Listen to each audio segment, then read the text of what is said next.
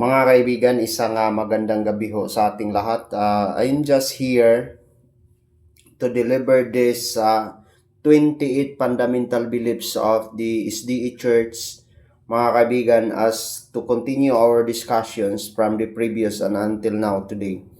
Mga kaibigan, we have just a 28 fundamental beliefs, but here we need to discuss because previously we discussed 5 among all the 28 fundamental beliefs of the SDE Church as the first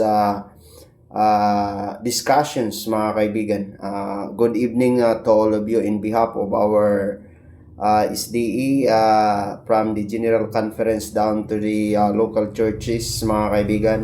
Our church pastor of the SDE Tagum Central, our elder president, honorable judge, presiding judge of our TC11 Branch 2 Family Court, no other than our judge, honorable judge Jimmy Bustilio Boco. Yeah, good evening. Just here in order to discuss about this, mga kaibigan, it is very important to understand, saglitan lang ho tayo. The number 6 is the creations. The creations, God's created the universe and also, mga kaibigan, within 6 days. So the key verse of this, mga kaibigan, in Genesis chapter 1 verse 1 until 31, Genesis chapter 2 verse 1 to 3, Exodus chapter 20 verse 8 until 11, and Psalm chapter 33 verse 6 to 9, mga kaibigan. The nature of the humanity is our number 7 of the fundamental beliefs. It's a human being were created in the God's image, no, mga kaibigan, as to the ability to think, to choose, love, and relate the God creations. That's the key verse of this, mga kaibigan, in Genesis chapter 1 verse 26 until 27, and the Psalm chapter 8 verse 6 to chapter 3 verse until 6, and Romans chapter 3 verse 23, and Romans chapter 6 verse 23, mga kaibigan. Number 8 is the great controversy. It's the Adventist Church that spiritual conflict exists between the Christ and Satan. You know that the key verse of this, mga kaibigan, is our Revelations chapter 12 verse 1, verse 7 until verse 12, in Genesis chapter 3 verse 1 until 15, John chapter 12 verse 31 until 32, Ephesians chapter 6 verse 10 until 12, mga kaibigan. So that is all about. And the number 9 is the life, death, and resurrection of Christ, that Jesus Christ is a perfect obedience to God and died voluntarily for the sins of the world, and rose again in the victory, mga kaibigan. It is to sacrifice, make the forgiveness the possible, and reveals both God's justice and mercy. The key verse of this is Isaiah chapter 53 verse 4 until 6, John 3:16, Romans chapter 5 verse 8 until 10, and 1 Corinthians chapter 15 verse 3 until 4, mga kaibigan. Our number 10, mga kaibigan, it's all about the experience of the salvations, that the salvations is God's gift received by the grace through the faith in Jesus Christ, mga kaibigan. Those are one of our fundamental beliefs. The key verse of this is Ephesians chapter 2 verse 8 until 10, John 3:16, Romans chapter 3 verse 21 until 26, 2 Corinthians chapter 5 verse 17. Mga kaibigan, that is all about. In result of these salvations, mga kaibigan, it's a good works do not earn a salvations, that they are the result of faith, mga kaibigan, that we have to change our life, mga kaibigan. So as to begin our topic, it's all about mga kaibigan, what is Bible, mga kaibigan? Bible, what is Bible? The Bible, mga kaibigan, is consists of the fundamental collections of the sacred religious texts from the Judaism and Christianity. It derives from the Greek word ta Biblia, mga kaibigan, meaning to say the box. It is contents of the advices or the diverse of the library writings, including the historical account, poetry, prophecy, and the letters written over 1,000 years, mga kaibigan. The keynotes that we are on this, mga kaibigan, is the Old Testament and the New Testament. The New Testament is consisting of the 27 books, and also the Old Testament is consisting of the 39 books. But according to historian, mga kaibigan, originally there is 88 books, mga kaibigan.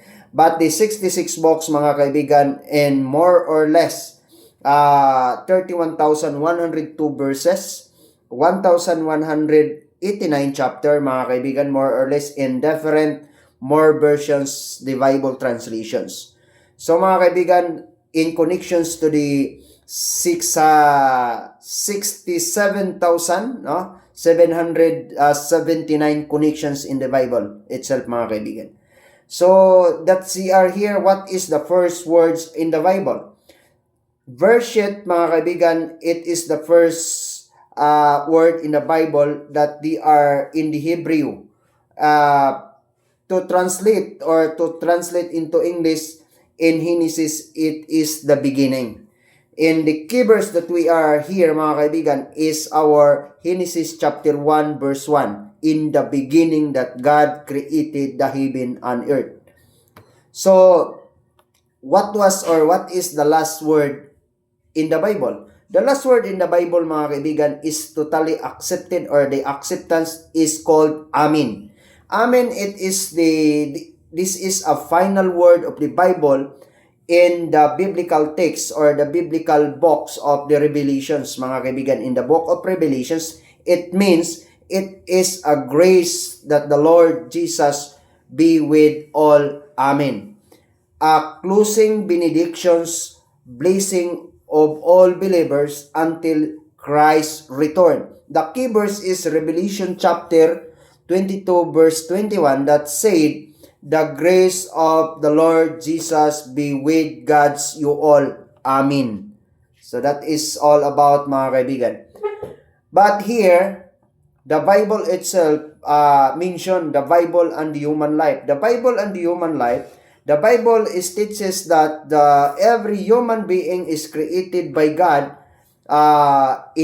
within the dignity, the purpose, and the moral responsibility, like relationship to God, family, and marriages, work and stewardship, justice and mercy, love and forgiveness, wisdom and integrity, hope and eternal life.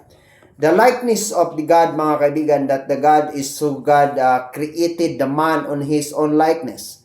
Our verse is this, mga kaibigan, if you find what was the meaning of the likeness, mga kaibigan, in chapter 28, ang verse ay 16 and 19 in Genesis chapter 32 verse 24 and 30, mga kaibigan, in Genesis chapter 1 verse 27. So, thank you so much, mga kaibigan. 39 books, mga kaibigan, that the New Testament is consisting of 27 books, mga kaibigan, more or less, mga kaibigan, will be carried out the 31,102 verses and 1,189 chapter, more or less, on different more version and translations of the Bible. That is the Bible, mga kaibigan. It consists for the 66 books, but according to some historian, is consisting for 88 books. I do not know, because I am not expert. I am not one of those expert to be delivered on this particular matter, mga kaibigan. But I am here in order to reiterate these informations, especially that this box of knowledge, the box of biblical foundations to humanity in the highly civilized, mga kaibigan, is consisting of the called two major covenant. which is the Mosaic Law and also the Messianic Law, mga kaibigan. So, we have here the questions, what is the first word in the Bible? Exists, mga kaibigan. The first word in the Bible, mga kaibigan, it's called Bereshit or Bereshit, mga kaibigan. It is called the Hebrew. It is a Hebrew word that will be found on the Genesis, mga kaibigan, to be translated into English. It's called in Genesis, in the beginning. So, the key verse here is our Genesis chapter 1, verse 1. In the beginning, God created the heaven and the earth. So, that is all about the first word in the Bible. So, the Bible, mga kaibigan, is consisting, what is the last word? What is the last word of the Bible, mga kaibigan? So, according to this, mga kaibigan, the Bible there is a last word called Amen.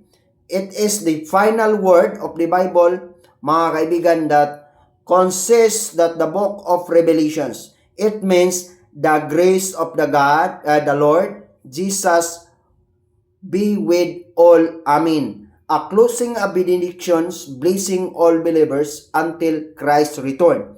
The key verse here is Revelation chapter 22, verse 21, that it said, the grace of the Lord Jesus be with God's you all. Amen. So that is the last word of the Bible. So, we have also to discuss about the Bible and the human life. That the Bible teaches that every human being is created by God with His own likeness, dignity, purpose, moral, responsibility, like relationship with God, family, and marriage, mga kaibigan, works, and stewardship, justice, mercy, love and forgiveness, wisdom, integrity, hope, and eternal life, mga kaibigan. When we say God created man in His own likeness, mga kaibigan, it will be found in Genesis chapter 1, verse 27. So God created man in His own likeness. But some others questioning, why others not completed? If you go on to understand this verse, mga kaibigan, chapter 1, verse 27, just to be found what this meant to be, mga kaibigan. In Genesis chapter 28, verse 16 until 19. And Genesis chapter 32, verse 24 until 30. From the beetle to the pineal gland, mga kaibigan, that is the God mentioned that He created man in His own likeness or in His own image, mga kaibigan. So, you mentioned that, mga kaibigan. So, the Bible and the governance. The Bible teaches that the presence of the government in the institution permitted by God to maintain the justice, the peace and order, the purpose of the government, characteristic of the godly government, and the duties of all citizens, mga kaibigan. Because God's under of the Mosaic Law, mga kaibigan, because Bible is consisting in the Mosaic Law, mga kaibigan, consisting more or less 613 commands in the Old Covenant, and with the fundamentals which is called the foundations of the commandments is the 10 commandments, mga kaibigan, that will be written in the 2 tablets of the stone. Just we are here to discuss this, the governance, the Bible and the governance. In Romans chapter 13, verse 1 to 4, Isaiah 1, verse 17, Proverbs chapter 4, verse 34, Exodus chapter 18, verse 21, Micah chapter 6, verse 8, Psalm chapter 82, and also Romans chapter 13, verse 6 until 7, and 1 Timothy chapter 2, verse 1 and 2, and Acts chapter 5, verse 29. So, the dominion in the Bible, mga kaibigan, that the Bible mention of the dominion, mga kaibigan, it teaches that the Bible teaches that the first command given to the humanity was on the dominion. Dominion does not mean to exploitation or the tyranny. It is not called to damage the creations. A biblical dominion means a responsible of the stewardship under the God's authority to manage all the creations and includes the caring of what God's entrusted to us. Not to destroy, not to destruct everything, but we need to manage all dominions of that, mga kaibigan. The key verse is chapter 1, verse 26 and 28 by the Genesis. Genesis 2, chapter 15, let them have dominion over the creations and tend and keep it, mga kaibigan. Jesus' dominion in the Bible. The Jesus teaches that the Jesus Christ redefined the greatness. True leadership is a servant leader. That the truthful about leadership, mga kaibigan, it's called as servant leadership, mga kaibigan. Christ demonstrated dominion all over through love, service, sacrifice, humility, truth, and He is called King of Kings and Lord of Lords, mga kaibigan. His kingdom is founded in the righteousness rather than the oppression, mga kaibigan. Rather than the oppressions. That the key verse here in Matthew chapter 20, verse 26 until 28, that Jesus, mga kaibigan, that the Jesus is called for this, mga kaibigan. Jesus in chapter 20, verse 26 until 28, Jesus taught that true greatness comes through the serving others. He came not to be served, but to serve and gives His life as a ransom of many. So that is Jesus Christ, mga kaibigan. The dominion given to the believers. The Bible teaches that through Jesus Christ, the believers are called to exercise spiritual authority over the sin and to live faithfully, live with holy, care for God's creations, serve others, spread the gospel, and seek the justice and mercy. This authority is to be given to exercise the dependence on God, not the personal power, mga kaibigan. So that is all about these things, mga kaibigan. We will discussing about the Bible. It's all about the future dominion that the Bible teaches that the Christ will be ultimate reign over all creations. God's originally purpose for will be fully restored in His eternal kingdom. The key verse is Revelations 11, chapter 15, that the God said, the kingdoms of this world have become a kingdoms of our Lord and of His Christ, and He shall reign forever and ever. So the Bible teaches that humanity is created in God's image with dignity, purpose, and responsibility. Mga kaibigan, the government established to uphold justice, peace, and the common good under the God's moral authority. The dominion is calling the faithful stewardship of the creations and servant leadership, not dominion or the exploitations of the creations. Jesus Christ will be the perfect example of the righteous leader, and the kingdom will be ultimately bring perfect justice, peace, and restorations. The key verse is chapter 1, verse 26 in the Genesis, mga kaibigan. That the God said, let us make man in our image according to our likeness. Let them dominion over the face of the sea, over the bird of the air, and over the cattle, over all the earth, and every creeping things that creeps on the earth, mga kaibigan.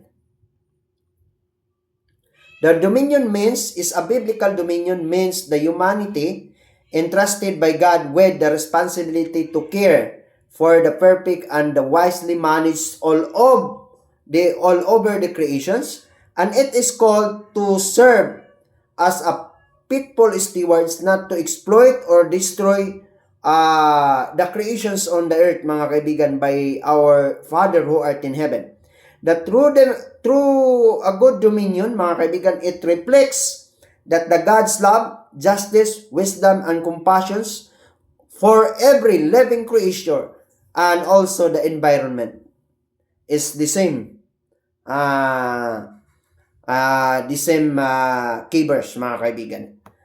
So, we have here, mga kaibigan, in order to understand, to value our life, to asking about the value, what is the value of life, what is the purpose of life, mga kaibigan.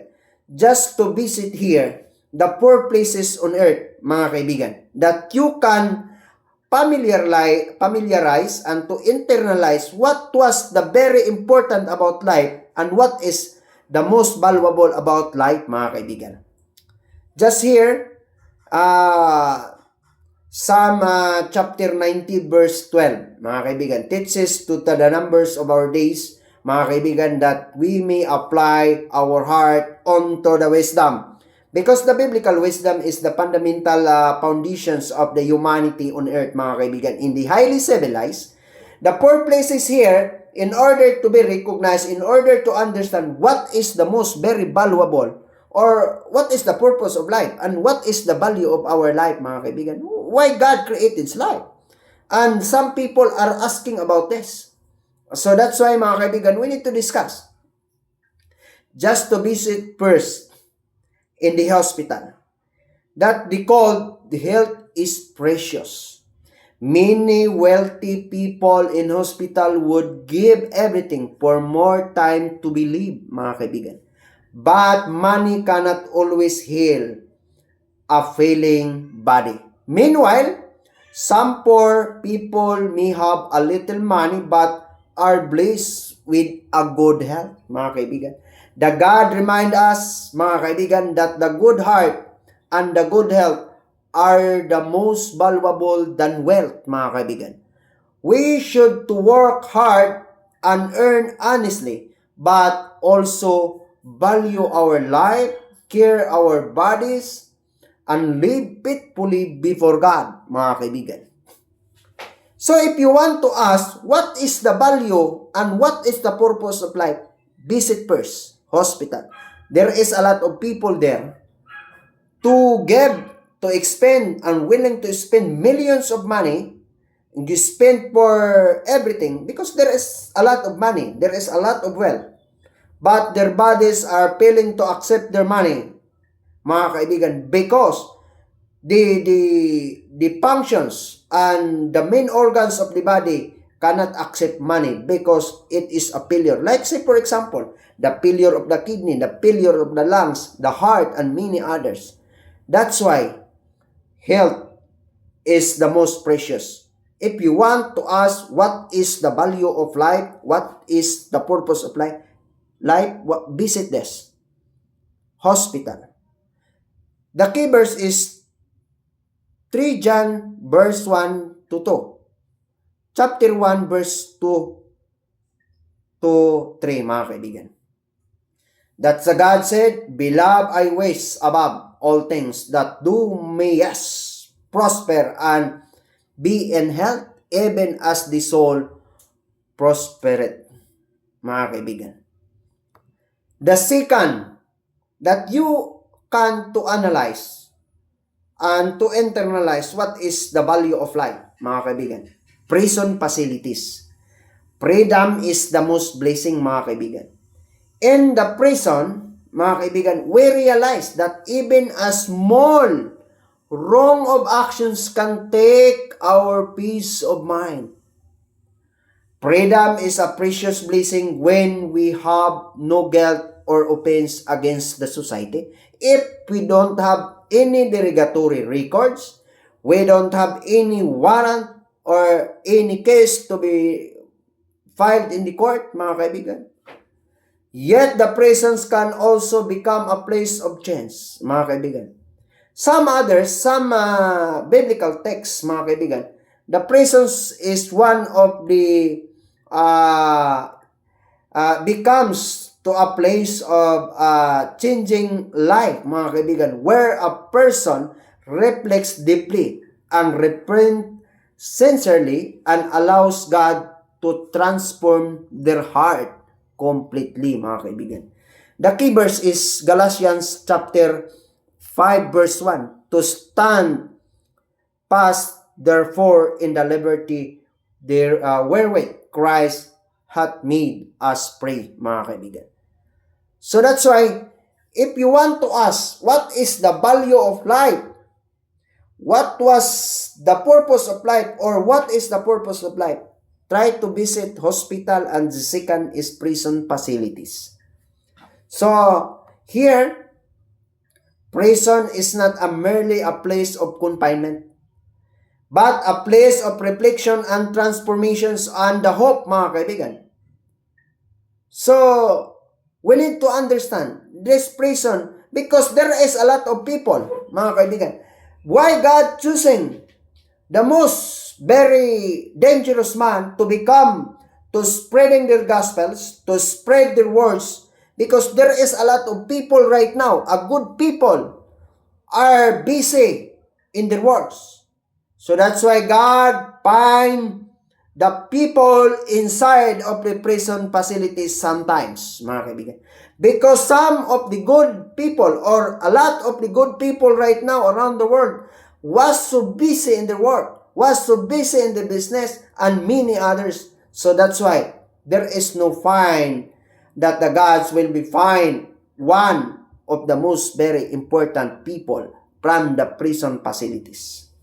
One more example, there is a lot of people to spreading the gospel of the Lord because they are to be called by God, mga kaibigan, to carry out the gospel, to carry out what is the important of the teaching of the Bible, what is the important of the words of God in order to spread, in order to preach the people, especially those bad people inside of the prison.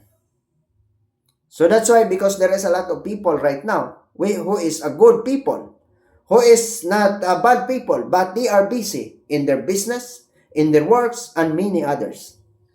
So, the Bible teaches that, mga kaibigan, in order to attain, in order to assure, we need to give a little bit of time to read the Bible, to read the books of the Lord, to read the books of knowledge, mga kaibigan, and to satisfy ourselves to pray and ask by God and putting God above all, mga kaibigan.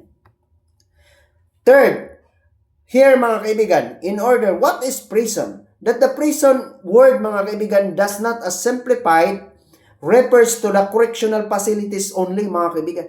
It is a place filled with the story, emotions, and the voice of profounding meaning, mga kaibigan. There is a lot of the voices inside of these prison facilities. God help me to out these poor places. So I would like to carry it out to spread your gospel. The stories of emotions, the emotions, the profounding meaning, many others, mga kaibigan. So, mga kaibigan, what is the voices of the chance and the voices of the hope inside of the prison facilities? It recognizing the one's mistake, correcting from wrong path, mga kaibigan, that we are really to accept, to begin the new life, believing for the better future, rising above the past mistake, and embracing a second chance, mga kaibigan.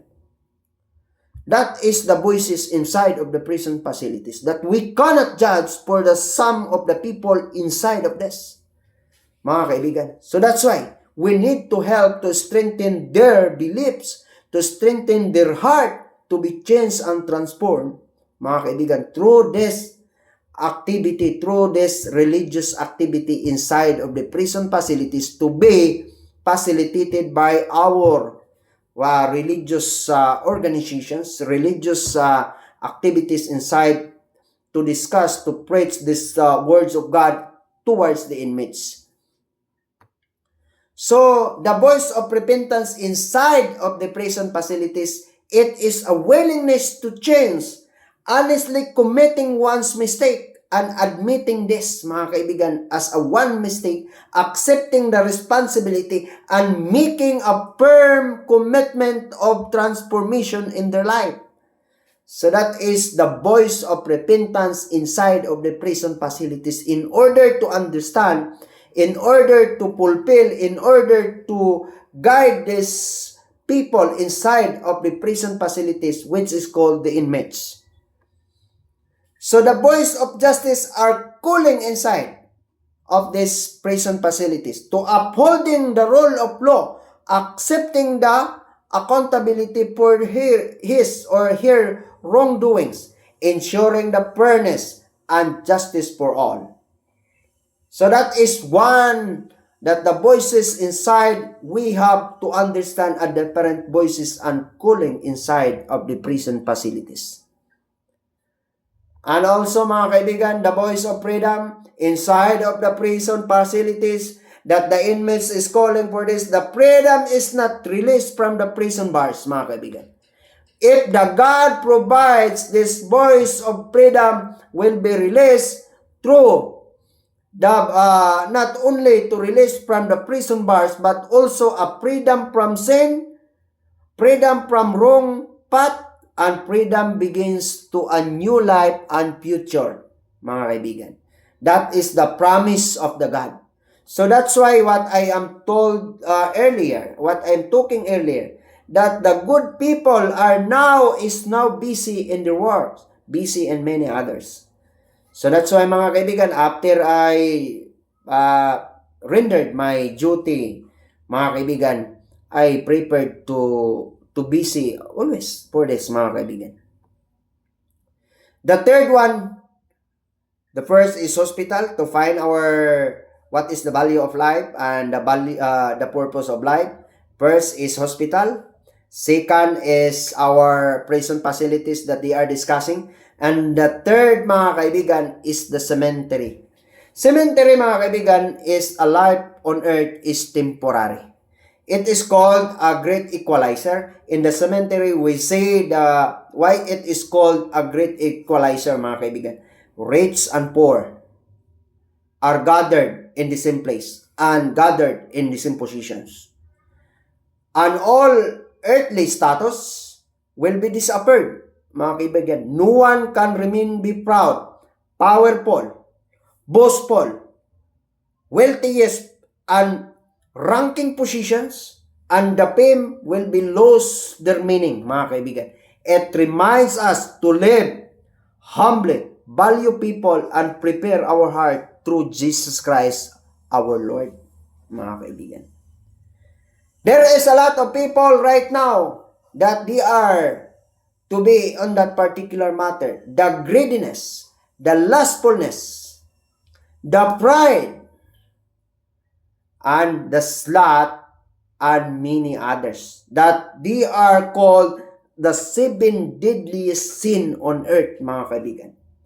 That the pride comes from the heaven, from the Lucifer, accordingly. Before Satan came to the earth to have a wrath, mga kaibigan. The 7 deadly sin on earth, mga kaibigan, that is a position of the human being right now. The greedy, the pride, the lustfulness, the gluttony, and many others. The sloth, the rat, mga kaibigan. So that's why cemetery is called a great equalizer. If we want to find the purpose of our life and what is the value of life, just visit here. Just to visit these types, the poor places on earth, in order to define a perfect definitions of life, mga kaibigan. A perfect answer of what is the purpose and what is the value about life. Mga kaibigan, just visit here. The 4 places on earth. Number 4 is the Bible. The Bible is consists and teaches among warnings, corrections for the better life, for the better future.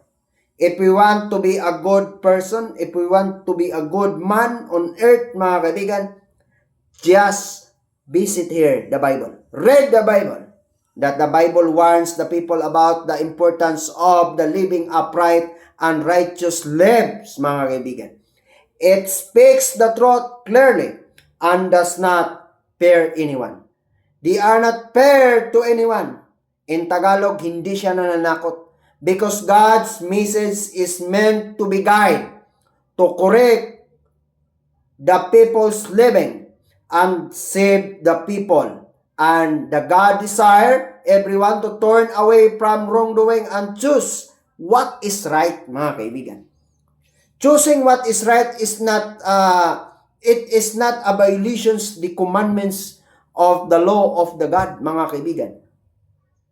That through His words, mga kaibigan, He teaches us to live honestly, kindness, justice, and humility, and faithfulness, so that they will believe with honor and each day, and honor Him each day, mga kaibigan. And be careful, because there is a lot right now, mga kaibigan. When we are scrolling our Facebook, social media platform, TikTok, and many others, many other is called the Satan applications. You can see out there, we will build out there, the people, they don't have clothes, which is called a naked.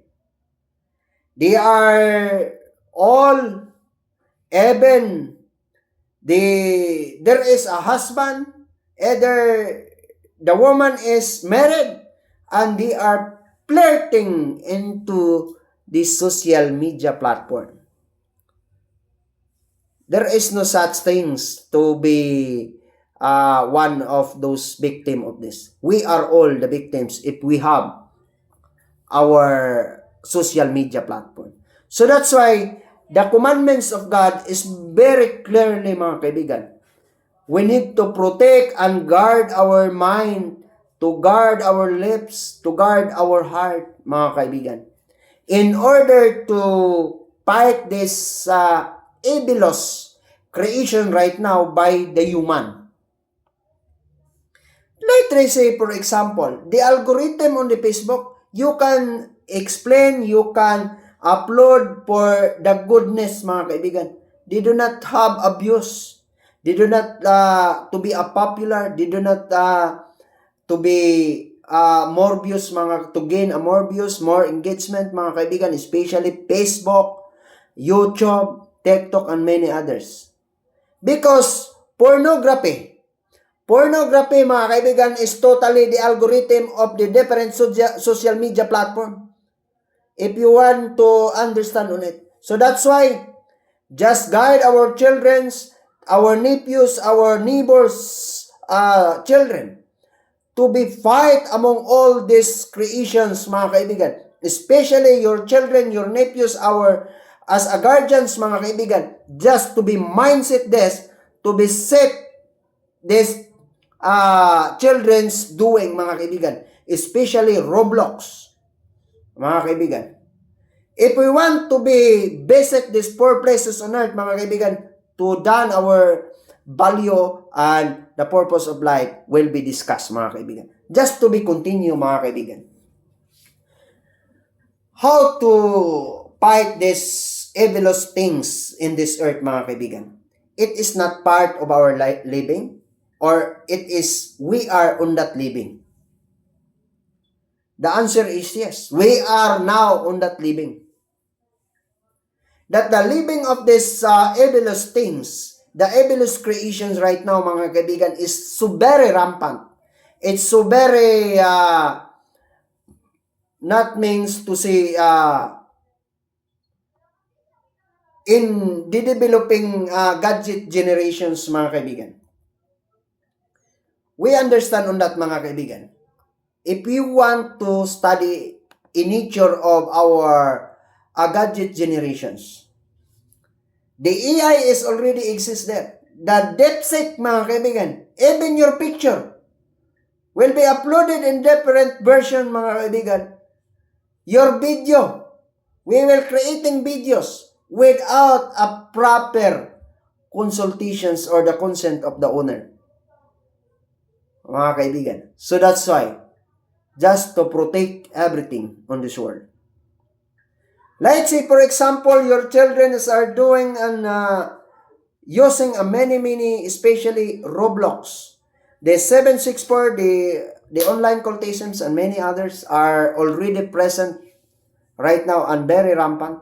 There is a lot of the children are committing in many evilous things in this world, not only here in the country, but around the world. 764 and many others online group predators are sanctioned by United States of America, if you want to research on that. So try to visit, try to understand what is the purpose of life. The purpose of life, it's all about to understand the things, either bad or good, in order to categorize on that. I would like to ask all of you here, in order for you to understand, that these things is not our responsibility, but it is our ability to fight these evilous things in this life, mga kaibigan. God teaches that in the Bible that they are promoting not for the favoritism, but also for the strong character in order to fight and to have ability to choose between the good and evil. That's the God's purpose. No other than things, mga kaibigan. So, that is all about that we are discussing right now. This topic will be discussed this coming Saturday in the prison facilities, mga kaibigan, in order to understand that there is a lot of people that we need, because human life is not all about the brain. The people does not to believe about the bread, but also the words of God. We need on that every day, mga kaibigan. Just to choose either bad or good, but we need to choose this everything good in our life. Especially when we are motivating others, that ourselves is not on that particular matter, as we are not a perfect, but trying hard to understand this, trying hard ourselves, especially for those people are so busy right now in their business, in their choosing work, in their hard work, mga kaibigan, like us, like me. So, even though, mga kaibigan, so, that's all about these things, mga kaibigan. So, thank you so much for those people are on that matter. So, salamat.